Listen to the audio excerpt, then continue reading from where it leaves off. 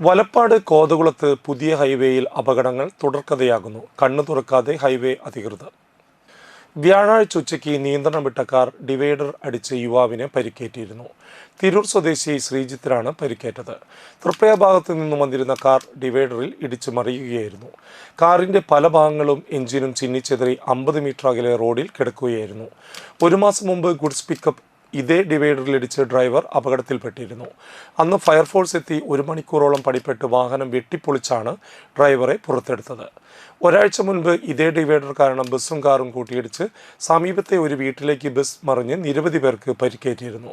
പുതിയ ഹൈവേയിലൂടെ തൃപ്പയാർ ഭാഗത്തു നിന്നും വരുന്ന വാഹനങ്ങൾക്ക് കോതകുളത്ത് എത്തുമ്പോഴാണ് സർവീസ് റോഡിലേക്ക് പ്രവേശിക്കുന്നതിനായി റോഡ് ബ്ലോക്ക് ചെയ്ത് തിരിച്ചിട്ടുള്ളത്.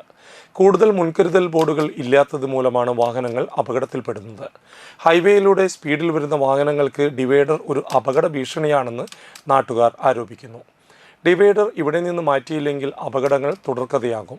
അല്ലെങ്കിൽ ഡിവൈഡറിന് മുൻപായി താൽക്കാലിക ഹമ്പുകൾ നിർമ്മിക്കണമെന്നാണ് നാട്ടുകാരുടെ ആവശ്യം.